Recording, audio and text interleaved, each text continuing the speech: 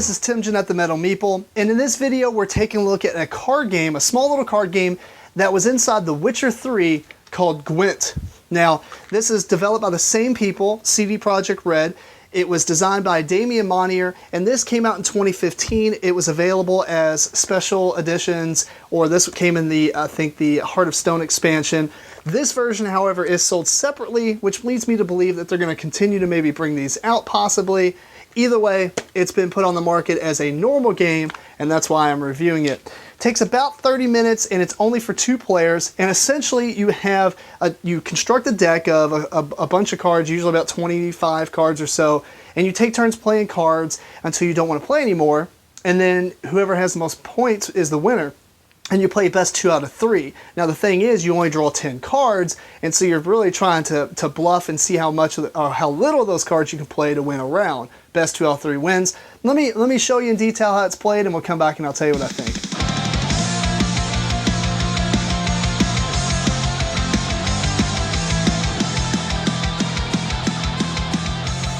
So here are the contents of this Gwent set. You get 2 faction decks, about 154 cards, I think it said on the back. And you're going to construct a deck of cards out of what you get.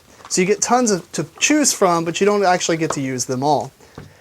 You're basically going to construct a deck of at least 22 cards. You have unit cards, which just have a number, and you have special cards, which have a little symbol at the top left like this.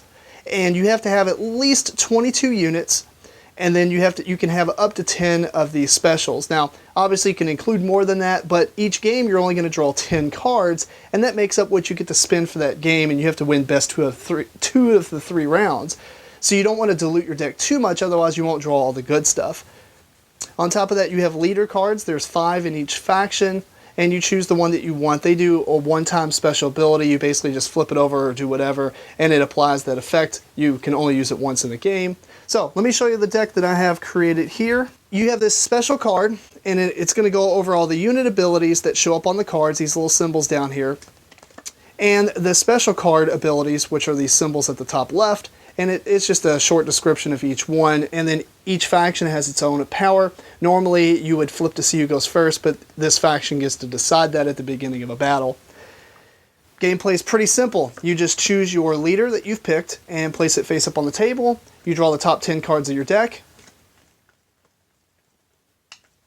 and you're ready to begin. All you got to do is look through your hand, and you want to take a card and play a card. So on your turn you get to play a card, or you can pass. The unfortunate thing is, if you pass, you're out for that round. Once both players have passed, whoever has the most power amongst all their units currently up on the table will win that round. You have these little gems.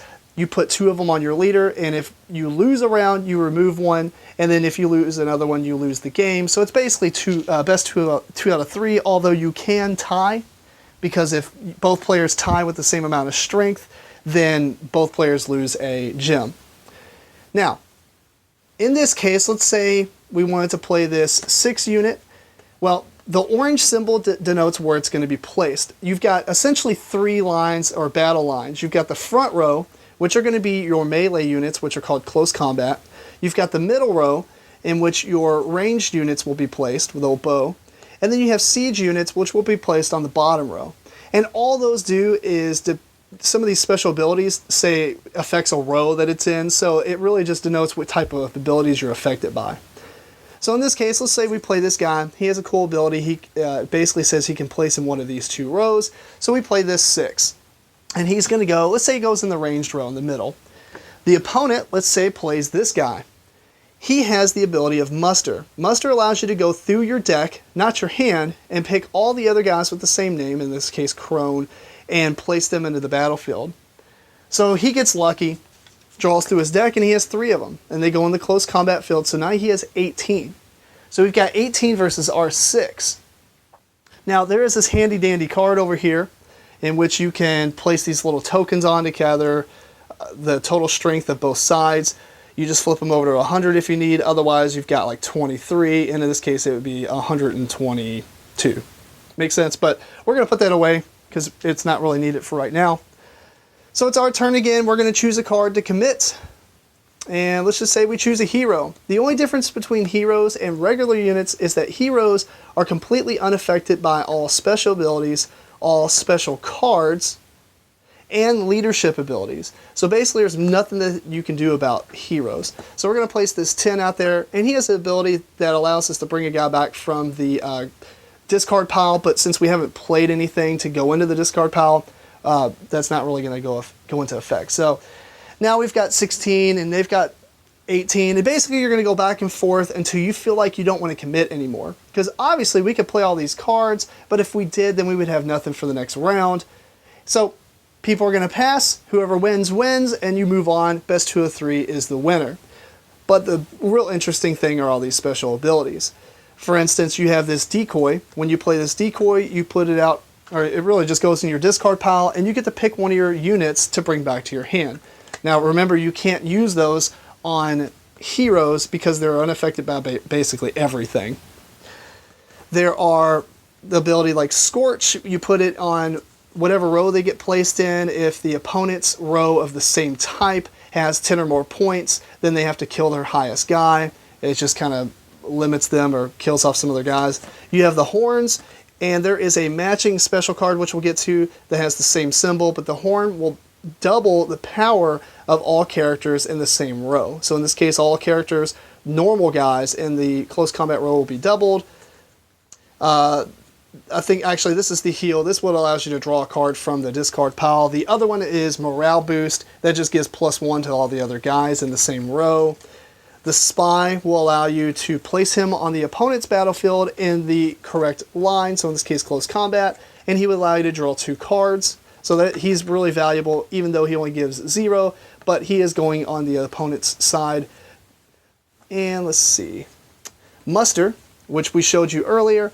When you draw a guy with muster and play him, you get to look through your deck and draw all the rest of them and then play them as well immediately. The unfortunate thing about muster is if they're all in your hand, you really can't do that. So if I would have played this guy, there's no one to muster out of the deck. All the rest of them are in my hand. So that's most of this unit cards, or unit special abilities. And here's the special cards. There's a couple weather conditions that you can play, and each one has a row that they affect, so all 3 of the different rows. And basically when you play a card for that row, it's going to negate or drop all the units in that row down to 1 power, except for heroes, obviously. This would do it the same for the range, same for the siege. This is the clear weather card. It will allow you to clear all weather effects in the game. You have the decoy, you play that card, and you get to pick a guy back up.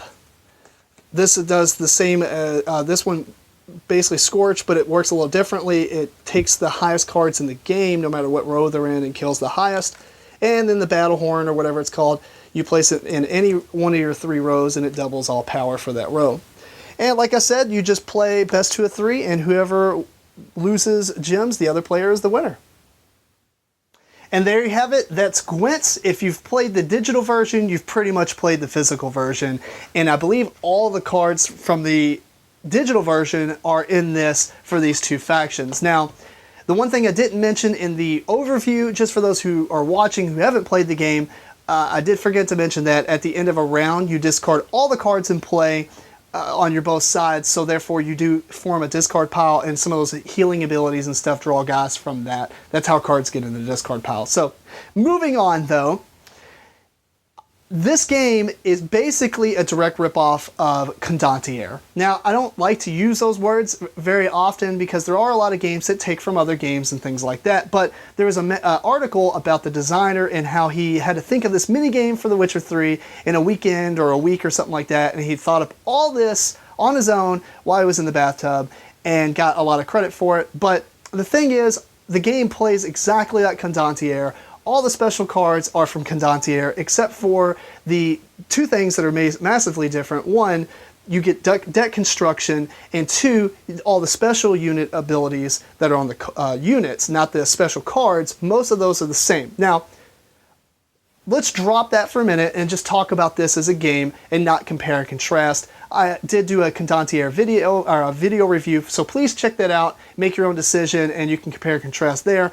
But The deck construction in this game is severely hampered. And the reason I say that is because in the digital version, you have all the same cards, but it's designed to where you start off with weak cards and get stronger cards. The problem is, all the weak cards are in this too. So guys that only have a power of 1 are essentially worthless because let's say they have a power of 1 and they have the muster ability, right? You can bring out those guys. Well, there's also 6 power muster guys. There's 4 power muster guys that has 4 copies of them. So there's a lot of useless cards in this. And the other thing is there's too many heroes, and the heroes are essentially auto-includes. All the heroes, or most of them, have special abilities, and it's like, why would I include normal guys when I have a hero that can't be affected by stuff, and they give me special abilities to get my other guys back?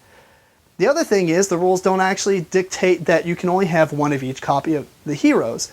It seems like a normal thing, but it is not in the printed rules, and even in the digital version of the game, you could play New Game Plus and get more of those cards and slap them into your deck, so you could have 2 of all copies of the heroes.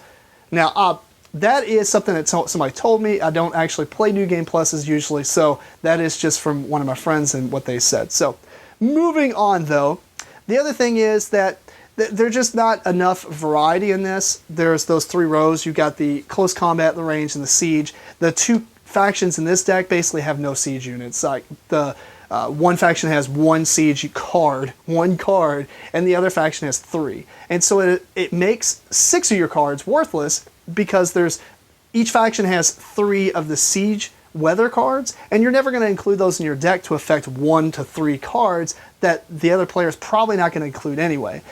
So there's just tons and tons of useless cards in here, and just the power is completely different. I mean, you got a power 10 guy with a special ability, but then you have a power 6 normal guy with no special ability. It's like, why would you ever include those?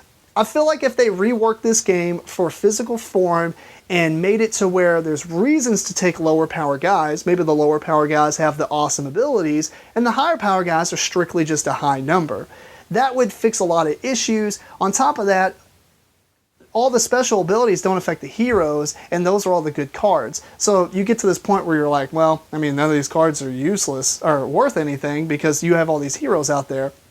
There's just a lot of problems with this game in a physical form. Very fun on the digital game, but as a physical copy in the state that it's in, I cannot recommend this, and I would recommend checking out Condottiere if you want this type of game in a physical format. If they revamp this game, I can see it being awesome, and I would totally be on board, but like I said, as it is now, I just can't recommend this. So if you have any questions, feel free to comment below or email me at timjennette@gmail.com. You can also contact me on the handles down below, and until next time, keep on rocking and rolling dice. Thanks so much for watching the Dice Tower videos. Find more great videos and reviews as well as our top-rated audio podcast at dicetower.com. You can also find other great shows at dicetowernetwork.com.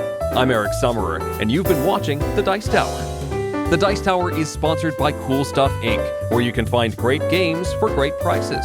Cool stuff in stock. Check them out at coolstuffinc.com.